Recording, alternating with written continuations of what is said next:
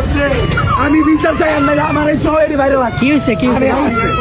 আমি ওইখান থেকে একজন যাত্রী লইছি আমার সামনে দিয়ে চার্জেস গেছে তখন আমি বলতেছি ভাই আমি তো দেখিতেছি আপনারা তো আমি দেখছি না তখন আমার এই বড় তারের কাছে যেইভাবে মারতে এইভাবে মারতে আমার তারটি বাতিয়ে গাড়ির তীরে লাইছে আমি কই আমার ঘর চারটে পাঁচটা অসুস্থ চুটকা আপনারা আমি করতে কেটে দেবো এই কথা কারণে বড় তারাই আরো মারতে আমার গাড়িটা সহ এই জায়গাতে রেখেছে আমার গাড়ি এই জায়গায় ছিল এই চার্জার এই জায়গায় ছিল আমি বাইরে আমি কোনো বেরিয়েছে কামাই খাই না আমি রক্ত পানি করে এই ফ্লাডারে 5 একদম মুক্ত করাইছি এটারে এক দোকানে একদম ঢুকে রাতে শেষ করে আমি চোর না আমারে মাইরা লাইতে হইব আজ্জা আমারে মাইরা লাইতে হইব। গাড়ি কি আপনার ছিল নাকি? গাড়ি আমার ভাড়া গাড়ি বাড়ি এই জায়গায় ছিল এই জায়গায় গাড়ি ছিল আমার সোনার গাড়ি নেওয়ার প্রতিবাদে আমি আমার সন্তানদের এখানে শোয়াই দিচ্ছে।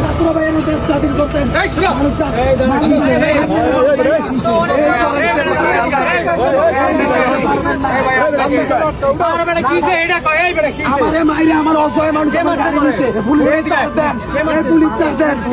কেন মারতে তাদেরকে জিজ্ঞাসা করেন তাদেরকে জিজ্ঞাসা করেন আমি অটো চালাই আমার না এই জায়গায় আপনারা ডাক দেন এই দেশে বিচার নাই আমার এডিরে মাইরা লাইতে হইব আমার এই টয়টুগুলো মাইরা লাইতে হইব আমার